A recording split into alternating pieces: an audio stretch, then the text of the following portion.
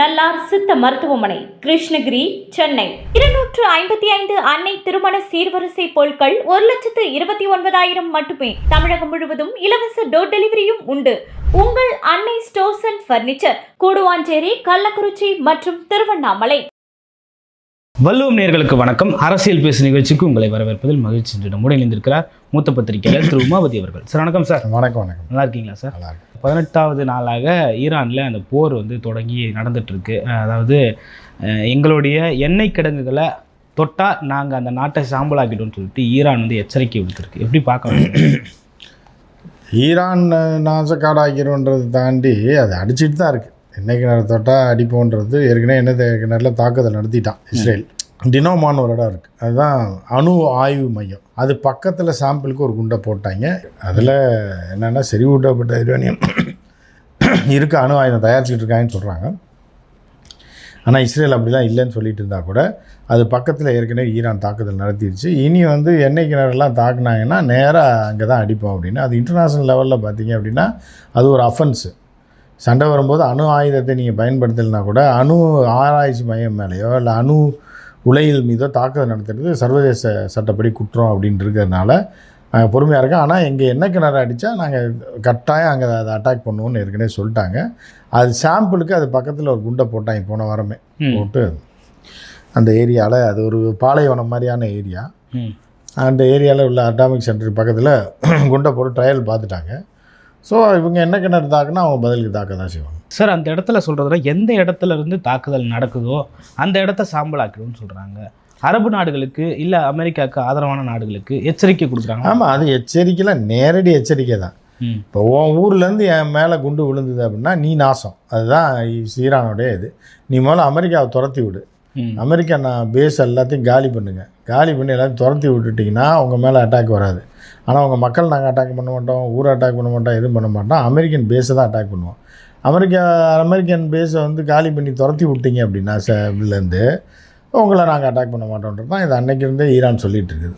அதனால் சவுதியாக இருந்தாலும் சரி, யுஏஇயாக இருந்தாலும் சரி, நீங்கள் குவைத்தாக இருந்தாலும் சரி, இல்லை துபாயாக இருந்தாலும் சரி, எல்லா இடத்துலையும் இவங்களுடைய பேஸ் இருக்கிறதுனால தான் அவர்களை போட்டு ஈரான் தாக்கிட்டு இருக்கு. அது தொடரும் அப்படின்னு அவங்க சொல்லியிருக்காங்க. ஓகே. ஆனால் அமெரிக்காவோ ட்ரம்ப்போ இதை எதிர்பார்த்தே இருக்க மாட்டாங்க.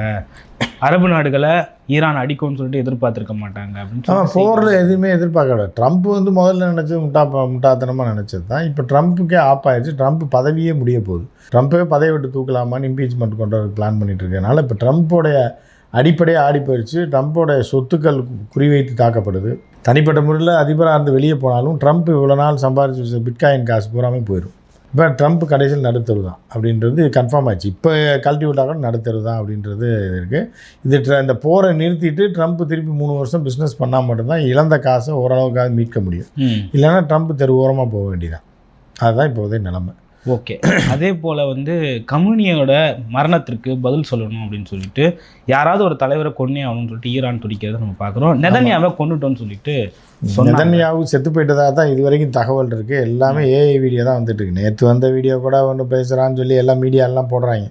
அது கூட பொம்மை வீடியோ தான். அது பார்த்தாலே தெரியுது. அமெரிக்க தூதர் கூட நெதன்யாவை பேசிட்டு வரணும். அவுட்டோருக்கு வரவே மாட்டுறாங்க. அவுட்டோரில் வந்தால் கண்டுபிடிச்சிடலாம், எடுக்க முடியாது. இதில் அதாவது ஏஐயில் அவுட்டோர் டெவலப் பண்ணுறது கஷ்டம். இன்டோர் க்ளோஸ்டு சர்க்கியூட்டில் ஒரு குறிப்பிட்ட லைட்டிங்கில் இருந்தால் மட்டும்தான் ஏஐ ஈஸியாக பண்ண முடியும். அதனால் இவங்க பூரா பீலா விட்டுக்கிட்டே இருக்காங்க. கோட் சூட்டு போட்டு வர மாதிரி, இது வர மாதிரி அந்த ஏஐ பிக்சர்ஸை வேறு ரூபத்தில் விழா விடுறாங்க. இப்போ கடைசியாக நெதன்யாகு பேசுகிற மாதிரி ஒரு வீடியோ ரிலீஸ் பண்ணியிருக்காங்க. அதுவும் ஏஐ வீடியோ தான். இன்னைக்கு அரசு நிகழ்ச்சியில் பங்கேற்று உரையாற்றுற மாதிரியான ஒரு வீடியோ வெளியிட்டிருக்காங்க. அதுதான் அது. இப்போ அந்த வீடியோ பார்க்கல. நான் என்ன பார்த்துட்டு நம்ம ஏன்னா எப்படின்னா வெளியில் பப்ளிக்கோட நடமாடுற மாதிரி இருந்துச்சுன்னா அவ்வளோ சீக்கிரம் ஏஐ நிறையா க்ரௌடை காட்டி அதில் ஜூமின் போய் அந்த மாதிரிலாம் வீடியோ ஏற்கனவே நெதன்யாவு போர் களத்துக்கெலாம் தாக்குதல் நடந்த இடத்தெல்லாம் பார்வையிடுற மாதிரிலாம் இருக்கும். பழைய வீடியோ இருக்கும். அந்த மாதிரி வந்தால் வேணால் நம்பலாம்.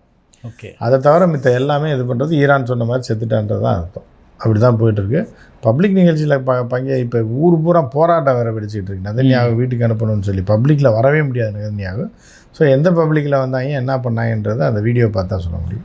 ஓகே. நெதன்யாவோட மரணத்தை ஒருவேளை இறந்துட்டாருன்னா அதை மறைக்கணுன்ற அவசியம் இஸ்ரேலுக்கு என்ன சார்? ஆமாம், அவமானம்ல. தோத்துட்டா அவமானம். அதனால் கொஞ்ச நாள் கழிச்சு செத்துட்டாரு, நெஞ்சு அடைச்சி செத்துட்டாருன்னு வாங்கி. இப்போதைக்கு இருக்கார். போரில் வெற்றி பெற்றாருன்னு சொல்லி ஒரு 2-3 மாதம் விட்டுட்டு திடீர்னு செத்துட்டாரு அப்படின்னு சொல்லி மம்மி மாதிரி வச்சுருந்து பதிச்செல்லாம் வாய்ப்பு இருக்குது. ஏன்னா இப்போ செத்துட்டா பழிக்கு பழிய கொமேனியை கொண்டீங்க இந்த ஆளை நாங்கள் கொண்டு வரல அப்படின்னு பெருத்த அவமானமாயிடும் இஸ்ரேலுக்கு, வரலாற்று பூர்வமான. அதனால் போரில் இறந்த மாதிரி காட்டுனா அவங்களுக்கு அவமானன்றனால காட்டாமல் இருப்பாங்க. ஓகே, அவ்வளோ பாதுகாப்புள்ள நம்ம நெதன்யாவை எப்படி கொண்டு இருப்பாங்க அப்படின்றது இன்னொரு கேள்வியாகவும் இருக்குது. ராக்கெட் அடிச்சு தான் கொள்வாங்க, பாதுகாப்புன்னா துப்பாக்கியில் சொல்லுவாங்க. ராக்கெட் மேலே தலை மேலே விழுந்துச்சுன்னா எவனாக இருந்தாலும் என்ன பாதுகாப்பு போட்ட முடியும். இப்போ ட்ரம்ப் வேற நேட்டோ அமைப்பில் இருக்கிற நாடுகள் மீது பெரிய அதிருப்தியில் இருக்கிறத நம்ம பார்க்குறோம். ட்ரம்ப்பை முதல்ல அவங்க சும்மா விட்டு வச்சுருக்காங்களே, அதே பெரிய விஷயம். இவர் என்ன இப்போ அதிருப்தியில் இருக்குது? ட்ரம்ப்பை தூக்கணும்னு அவங்க போகாமல் நாட்டோவில் இருக்கணும் சரி, யூரோப்பியன் யூனியனும் கடும் காண்டில் இருக்காங்க. முதல்ல இந்த சனியை எப்படா தூக்கி எறிவீங்கன்னு இவர் என்னத்தை கடுப்பார்? இல்லை, நேட்டோ நாடுகளோட பாதுகாப்புக்காக ஏராளமான பணத்தை நாங்கள் செலவழிச்சிருக்கோம், ஆனால் எங்களுக்கு எந்த உதவியும். இப்போ உனக்கு என்ன அடியாளா? இப்போ நீ வந்து சோறு போட்டுக்கின்றாலும் அந்த அவனை போய் குத்தி இவனை போய் வெட்டுன்னு அவன் வந்து வெட்டுவான். அவனை அடியாளா? நாட்டோ நாடெல்லாம் அவங்க வந்து ஒரு செருப்பை கவ கொடுத்து இன்னொரு செருப்பில் அடிப்பாங்க. இவன் வந்து அது வந்து போருன்னு வந்தால் எதாவது வந்தால் பரவாயில்ல. நீயா போய் ஒருத்தனை அடிப்பேன், உன்னை திருப்பி அடித்தானா எங்களுக்கா? நீ இறங்கி போ முதல்ல, நீ தானே போருன்னு இறங்கல, நீ இஸ்ரேலில் அடிங்க முதல்ல, அடிச்சுட்டு வாங்க அப்புறம் பார்க்கலாம். தனியாக நின்று சண்டை போட முடியும் எங்களால், நாங்கள் தான் உலகத்திலே போடு, உன்னை யார் பெரிய போட? இராணுவத்தை அப்புறம் எதுக்கு போட மாட்டேறீங்க? போடு, உன்னை யார் கேட்டா? இந்த இடத்த மீட்டெடுக்கிறதுக்காக இவங்களோட நேட்டோ நாடுகளோட உதவி எங்களுக்கு தேவைப்பட்டது. ஒரு மயிரும் எவனும் வரமாட்டான். இவன் போய் சண்டை இழுப்பான், இவன் நேரம் போட்டு அடிப்பான், அவன் வந்து பிளாக் பண்ணான்னா இவன் போய் அடி வாங்குறக்கா? நாட்டோ நாடுகள் பண்ணான்னா இவனுக்கு அடி விடுக்கும், இவன் நாட்டுக்கும் 2 ராக்கெட்டை விடுவாங்க. அமைதியாக இருக்க நாட்டோ நாடுகளும் நாசமாக போயிடும். அது எப்படி போவாங்க? நீயா போய் சண்டை இழுத்துட்டு, இந்த சண்டை யார் இழுத்தா? இஸ்ரேல்காரன் இழுத்தான். அவன் வந்து எல்லாத்தையும் இழுத்து கொண்டு வந்து தெருவில் விடணுன்றது தான் அவனோட பிளானு. அதுபடி எல்லோரும் ஏன் நடக்கணும்? இஸ்ரேல் நாசமாக போனான் தான் நல்லா இருந்தால் அவங்களுக்கு என்ன? நாட்டோ நாடுகளுக்கு அவன் வரவே மாட்டான். நீ ஏன் போய் அடித்த? நீ தானே முதல்ல போய் அடித்த. இப்போ ஈரான் வந்து அமெரிக்காவையோ இஸ்ரேலையோ அடிச்சிருந்தா நாட்டோ நாடுகள்லாம் வரும். இவங்க வீம்புக்கு போய் அடித்தவனுக்கு இவனுக்கு எதுக்கு நாட்டோ நாடு? அவனா அடியாளா? இல்லை, ஒரு நாடு கூட உதவிக்கிற நீட்டலை எவனும் வரமாட்டான். செருப்பால் அடிக்காமல் இருக்காங்களா? அது வரைக்கும் சந்தோஷம்னு வேண்டியது. ஆனால் அவங்களுக்காக பல விஷயங்களை அமெரிக்கா கம்பியை பழக்க காய்ச்சி பின்னாடி சுட்டு விட்ருவாங்க. அதை பண்ணாமல் இருக்காங்களேன்னு ட்ரம்ப் சந்தோஷப்படும். ஓகே சார், ட்ரம்ப்புக்கு இன்னொரு பின்னடைவு என்னன்னு பார்த்தீங்கன்னா, அமெரிக்காவோட பின்னடைவு தானே ட்ரம்ப், வேற என்ன பின்னடைவு? அமெரிக்காவோட தேசிய பாதுகாப்பு எதிர்ப்பு மையத்தினோட இயக்குனர் வந்து இந்த போர் வந்து வேணாம் அப்படின்னு சொல்லிட்டு ராஜினாமா பண்ணியிருக்காரு அப்படின்னு சொல்லிட்டு கேள்விப்படுறோம். அதை எப்படி பார்க்குறீங்க? ஆமாம், அது உண்மையை மனசாட்சி உள்ளவனும் நேர்மையானவர்களும் வந்து உண்மையிலேயே தேசப்பற்று உள்ளவர்களும் அதான் முடிவு பண்ணுவான். சும்மா இருக்க அமெரிக்கன்ஸை கொண்டு போய் சாவடிக்கிறதுக்கு நீ யாரான்னு கேட்பான். அவனுக்கு ஓட்டு போட்ட பாவத்துக்கு எவனையா போட்டு அடிப்பான், அவன் திருப்பி அடித்தா நம்மால் தானே சாவான், எதுக்கு போகிற நீ? இஸ்ரேல்காரனுக்கு ஆதரவு, இஸ்ரேல்ன்ட்டு ஒரு சாத்தான், அந்த சைத்தானுக்காக நீ ஏன் போகிறான்? அவன் இழுத்து விடணுன்றது தான் அவனோட வேலைன்னு தான் அவர் சொல்லியிருக்காப்புல. ஸோ அப்படி இருக்கும்போது இவங்க போனால் இப்போ அடிக்க தான் செய்வான், அடி வாங்க தான் செய்யணும். ஓகே, இஸ்ரேலோட அழுத்தத்தின் காரணமாக தான் அமேரிக்கா இந்த போரில் தலையிட்டு. இஸ்ரேல் கட்டுப்பாட்டில் தானே அமெரிக்காவே இருக்குது, அமெரிக்காவே இஸ்ரேல் கட்டுப்பாட்டில் தான் இருக்குது. அப்புறம் என்ன அழுத்தம் என்ன இருக்குது? அதுவே மசாஜ் பார்லர் தானே. மசாஜ் பார்லரில் அழுத்தம் கொடுக்காம என்ன பண்ணுவாங்க? பார்லரில் போய் படுத்தவனுக்கு அழுத்தம் கொடுக்க தான் செய்வேன். அந்த மாதிரி தான் சார். இந்த மாதிரியான ராஜினாமாக்கெல்லாம் நடக்கிறப்போ ட்ரம்ப்போட பதவிக்கோ இல்லை ட்ரம்ப்போட பேரோ அமெரிக்காவில் நிறைய கெட்டு போயிருக்கிறத பார்க்குறோம். அதாவது கெட்டு போன பொருள் வந்து திருப்பியும் கெட்டு போகாது, புரியுதா? அது ஏற்கனவே கெட்டு அழுகி போன ஒரு மீன் மார்க்கெட் மாதிரி தான் ட்ரம்ப்போட வாழ்க்கை. அது இன்னும் கெட்டு போய் என்ன பண்ண போகுது? இன்னும் பயங்கரமான நாற்றம் தான் அடிக்கும். அது ஏற்கனவே கெட்டு போனது தான். அது ஊசி போன புளியோதரை தான். புளியோதரை அவ்வளோ சீக்கிரம் கெட்டு போகாது, இருந்தாலும் கெட்டு போச்சுன்னா செம நாத்தம். அந்த மாதிரி தான் ட்ரம்ப். வெனிசுலாவை வந்து 51வது அமெரிக்கா மாகாணமாக மாற்றுறதுக்கான முயற்சி எடுக்கிறாரு ட்ரம்ப்னு சொல்லிட்டு சொல்கிறேன். ட்ரம்ப்பை முடிச்சு கட்டிடுவாங்க. இந்த இதுக்குள்ளே அரசியல்லேருந்து வீட்டுக்கு அனுப்பிடுவாங்க. இந்த இன்னும் 2-3 மாதத்தில் இம்பீச்மெண்ட் கொண்டு வந்து துரத்தி விட்டுருவாங்க. அதுதான் நடக்கும், அது விரைவில் நடக்கும். சார், அப்போ வெனிசுலாவை வந்து 51வது மாகாணமாக மாற்ற மாட்டாரா சார்? எதையுமே ஒன்றும் பண்ண முடியாது. ட்ரம்ப் வீட்டுக்கு போனால் வீட்டை பூட்டிட்டு கூட போயிடுவாங்க. ஒயிட் ஹவுஸ்ன்றதுனால சாவி வேறு ஆள்கிட்ட இருக்கும். ட்ரம்ப் இங்கே தூக்கி விட்டு வீட்டுக்கு போனால் இப்போ மெலினா ட்ரம்ப்பே அடித்து துரத்தி விட்டுரும். அதே வந்து என்ன பண்ண போகுதுன்னு தெரியல. ஸோ அந்த மாதிரி சூழ்நிலையில் தான் இருக்குது. ட்ரம்ப் வந்து ஒரு மானங்கெட்ட ஒரு ஈத்தரையாக வந்து மாறினதுக்கப்புறம் வந்து ட்ரம்ப்பை வந்து உள்ளூர்லேயும் கழுவி ஊற்றிட்டுருக்காங்க, குடும்பத்திலே கழுவி ஊற்றிட்டுருக்காங்க. அதனால் ட்ரம்ப்போடைய வாழ்க்கை அவ்வளோதான். இவ்வளோ நாள் என்ன அனுபவிச்சோ அவ்வளோதான், அதோட வீட்டுக்கு போயிருன்ற மாதிரி தான். ஓகே, அடுத்த குறி வந்து கியூபாக்கு தான். குறி யாருக்கு வேணாலும் வைக்கலாம், புரியுதா அவங்களுக்கு? ஸோ இது போனால் தானே. ஏற்கனவே எண்ணெய் வளங்கள்லாம் தடுத்து நிறுத்தாச்சு, பெரிய பொருளாதார பின்னடைவை கியூபா சந்திச்சிட்ருக்கு. அது 40-50 வருஷமாக இவங்களை எதிர்த்து தானே சந்திச்சிட்டு இருக்கு. அது சந்திச்சிட்டு இருக்கதா அதை அவன் பார்த்துக்குவான். இவனுக்கு என்னான்றது தான் கேள்வி. ட்ரம்ப்போட இப்போ அரசியல் வாழ்க்கை முடிய போகுது. இன்னொரு 3 மாதம் அதிகபட்சம் இந்த கியூபாவையும் வெனிசுலா மாதிரி நம்மளோட கட்டுப்பாடு கொண்டு வரணும். எல்லாத்தையும் கொண்டு வந்துடலாம். இப்போ இந்தியா கட்டுப்பாட்டில் வச்சுருக்காங்க, அது மாதிரி எல்லாரையும் கொண்டு வந்துட வேண்டியது அப்படின்ற ஒரு ஆசை இருக்குது தான் செய்வோம். மொத்தமாக முடிக்க போகிறாங்க எல்லாம் சேர்ந்து, அதுதான் நடக்க போகுது. அது இன்னும் கொஞ்சம் குறுகிய காலத்தில் நடக்கும். சார், இந்த போரில் வந்து இஸ்ரேலோ அமெரிக்காவோ எதிர்பார்க்காத ஒரு தாக்குதலை ஈரான் நடத்திக்கிட்டு இருக்காங்களா சார்? ஆமாம், முற்றிலும் 95% இவங்க எதையுமே எதிர்பார்க்கல. இவங்க கமேனியை பிடிச்சிட்டோம்னா, கமேனியை கொண்டுட்டோம்னா அந்த ஒரு காட்டி கொடுக்குற கும்பல் ஒன்று இருக்குது, அந்த கும்பலை கொண்டு போய் ஆட்சியில் உட்கார வச்சிடலான்னு நினச்சாங்க. எது மாதிரினா பங்களாதேஷ் மாதிரியோ இல்லை நேபாள் மாதிரியோ நினச்சாங்க. அவங்க திருப்பி அடித்ததில் அவன் தெரிச்சு ஓட விட்டு இப்போ ட்ரம்ப் பதவி காலியாக இருப்பாங்க. ட்ரம்ப்பை தெருவில் விட்டுருவாங்க, பிச்சை எடுக்க விட்டுருவாங்கன்ற மாதிரி சூழ்நிலை வந்தவொடனே இப்போ பதறாங்க. நெதன்யாகு வந்து பில்டப் கொடுத்துட்டு இப்போ உயிரோடு இருக்காங்க இல்லையா, பேரில் வர அறிக்கை எல்லாமே வந்து பெரிய வீரம் மாதிரி இருக்குது. ஆனால் நாசக்காடாயிடுச்சு இஸ்ரேல், மரண நாசம். இப்போ அமெரிக்கா வந்து ரொம்ப தூரத்தில் இருக்கிறதுனால ஈரான் விட்டு வச்சுருக்கான். அவன் நிலைகளை பூரா காலி போட்டான். மத்திய கிழக்குலேருந்து அமெரிக்காவை துரத்துறது தான் அவனோட வேலை.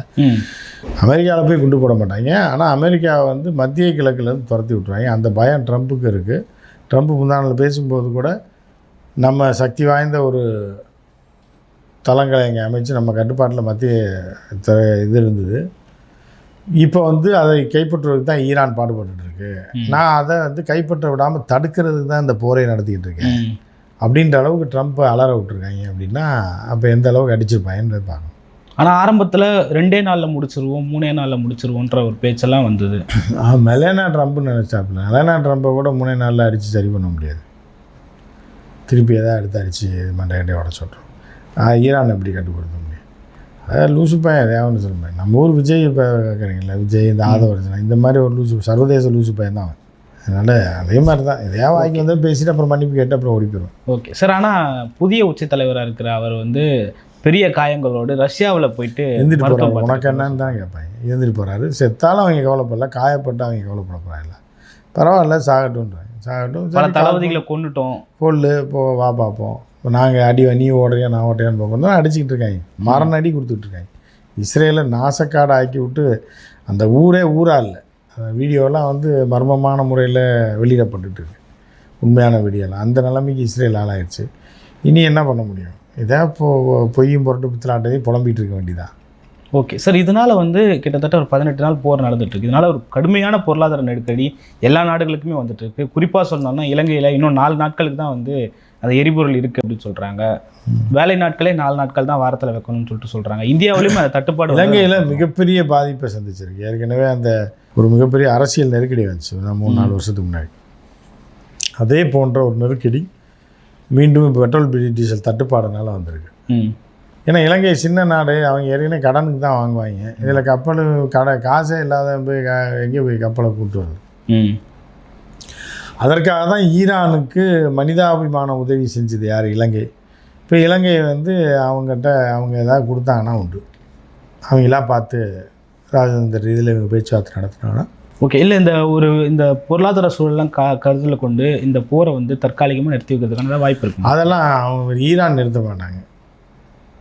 அவங்க ஒரே இது என்ன சொல்கிறான்னு, நீ பாதிக்கப்படுறான்னு என் ட்ரம்ப்பை போய் கேளு, அவனை கருத்தை பிடிச்சி நெருக்கி கேளு, ஏன்ட்ட வராதிங்க, அவனை வர சொல்லு, எனக்கு நஷ்டஈடு கொடுக்க சொல்லு, ஏன் தாக்கினான்னு சொல்ல சொல்லு, அதுக்கு பதில் சொல்ல சொல்லு, அப்புறம் பார்த்துக்கலாம். நீங்கள் அவங்க போய் நெருக்கடி கொடுங்க, ஏன்ட்டே வரீங்க. ஓகே, இந்த போர் குறித்தான பல்வேறு விஷயங்களை பகிர்ந்து கொண்டு நன்றி சார். மற்றும் ஒரு சந்திப்போம். நன்றி சார்.